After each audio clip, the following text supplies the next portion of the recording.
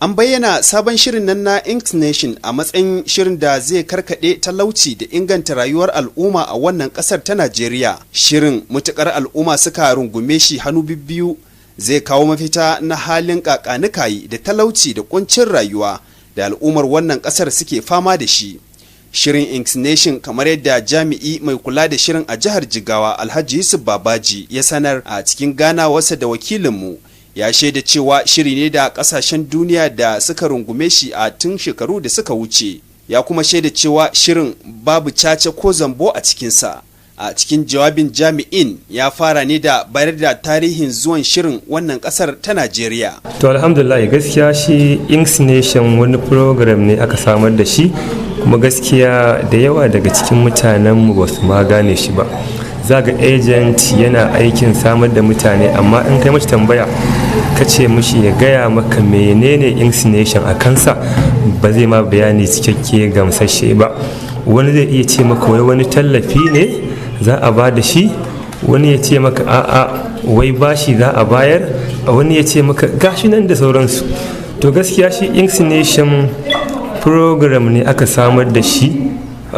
Dama a duniya akwai abin da ake cewa blockchain, akwai abin da ake cewa cryptocurrency, ma'ana kuɗi ne da aka samar da shi na intanet, wanda kuma yana amfani a tsakanin duka wanda ya yarda da shi.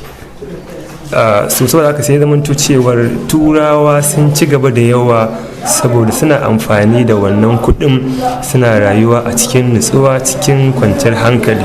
So akwai wani ɗan Najeriya wanda ya zauna a Turai, Amos, so ya ga yadda abubuwan suke faruwa, sai ya dawo ya ce to ita ma Afirka ya kamata ya zamanto cewar ba a bata a baya ba. Sai kirkiri wani abu shi Inks Nation na ƙasa, kamar da sun na ƙasa, duk wanda ya rijista da ita to ya zama dan wannan ƙasa din. Kuma ƙasar ta yi wa kanta kuɗi mai suna Pincoin, so ita ba a sa mata jari, ba kasuwanci ba ne balle ka sa jari a baka riba. Shi abin da ya faru shi ne ana rijista ne da Inks Nation. Hawa ce, a kwanakin baya muna da ita hawa 4. Farkon zuwa akwai ta 1,000, akwai ta 10,000, akwai ta 100,000, akwai ta miliyan 1. To me yasa aka samu bambancin registration shine ko a rayuwa ta mu ta yau da kullum wani ya fi wani bukata, wani 4,000 ya ishe shi a kullum, wani ya mishi kaɗan.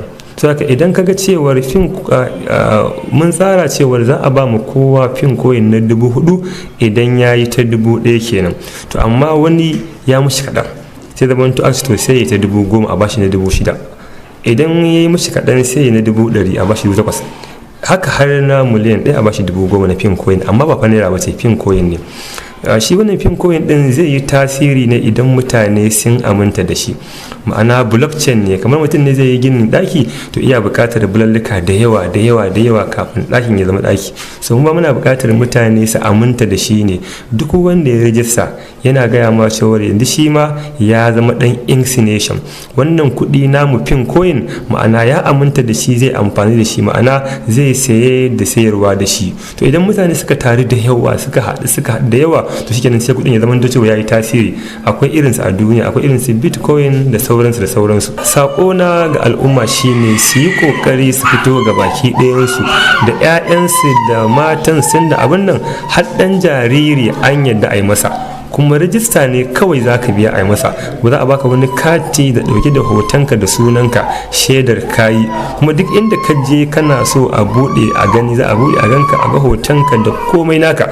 So na ji ma ƙasar Ghana, deputy president kasar yana cewa akwai bukatar su ma Ghana su mai da kudin su irin wannan kudin da muke so mu samar da shi. Ba ma Ghana ba, Larabawa da yawa naji suna ta program cewar ya kamata yanzu a ce kudi ya koma cryptocurrency, so da shi ba asara. Na farko ba za ka sha wahalar fitar da kudi a buga ma kudi ba. Bugu da ƙari, Alhaji Yusuf Babaji ya ƙara yin jawabi dangane da yadda ake saye da sayarwa gami da canjin wannan kuɗi. Yau wato Inks Nation sun san da matsala irin ta 'yan Najeriya, sai suka samar da wani mataki guda biyu ta yadda mutane za su fara amfanarsa da wuri kafin har ma ya zama an karɓa a ko'ina a duniya ɗin. Na farko suka ce akwai 'yan canji, su muke cewa exchanges. exchanges ba kowa bane shine agent din da muka mai da shi agent ya ta rajistar mutane yana kawo mana mutane to kudin da ake bashi yana ajiyewa ne to da su ne lokacin da aka fara ba wa kowa pin coin dinsa to da su ne aka dan fara dan canja wa mutane don su ga abin lalle gaskiya ne ga kudi a hannunsu.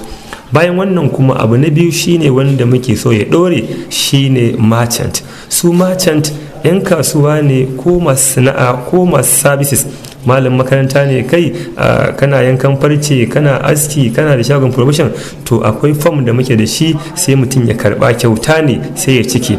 In ya kawo mana shi za mu compiling mu tura sama, in suka gama abin da za su ba mu dama mu je mu tantance duk mai shago, mu ga yawan jarinsa, mu tabbatar da amanarsa, a tabbatar da nasa ne, sai kamfani ya bashi approval, sai a buɗe mashi wallet nashi ta musamman, sai zaman to a bashi target cewar an yadda ka karbi pin coin kamar a ce na 20,000 depending dai da girman jarinka.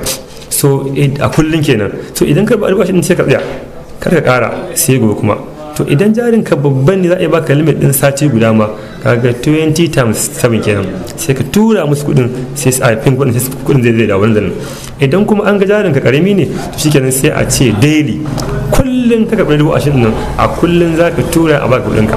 To shi din ma akwai wani abu kuma, idan aka samar da macin misali a ce ina sai da bai da shayi ne, to ina so in sayi biredi a gidan biredi, ni na yadda zan karfin coin a matsayin na macin, ba maki an ban dama in karɓi 10,000, to ana ban 10,000 nan in na karɓa da kamfani kullum, to sai aka samar da kuma gidan biredi shi kuma yana karɓa shi kafin coin ya zama merchant, to shikenan shi ma sai zamanto na je gunsa na saya da pin coin, to za a bani 30% kuma bonus, kuma shi ma a bashi. Kaga wannan zai sa ba na so kamfani ya ban kudin 10,000, gwara in je gidan biredi in siya zan samu karin na 3,000 a 10,000 kenan, kuma shi din ma zai so in je gunsa dan shi ma za a bashi pin coin na 10,000 kari, saboda kawai mun yi ciniki tsakanin mu da mu. To a hankali sai ga ana zagayawa sai kudin ba a san sa. Ina sai da kayan kafinta, an haɗa da wani kafinta, wani mai sai da kayan kafinta a Kano babba mai dila, to gwara in je gunsa na so da pin coin dan zan samu 30% bonus kuma shi ma samu. To kaga a hankali sai an daina karɓar naira ɗin. Shi ko dama magana canji ai iya da haraji, in ka zo gun dan canji kamar da canza maka naira 10,000, to idan ka zo da 30 ba a hannunka zai baka 10,000 ka hada, kaga 10,000 kenan ya ce 3,000. Amma idan ka zo ka baka da ko siti a hannunka to zai cire 40% zai baka 6,000. Sannan amma in ka je gun macin sayan kaya shi kuma zai baka kudin ka na 10,000 cikin. Kaga kenan very soon mutane za su gudu daga wani dan canji ko da bayar da kuɗi su koma wurin matan dan shine zai ba su kayan su kamfanin na kuɗin su. Ƙarshen rahoton kenan. Sadan Matubra.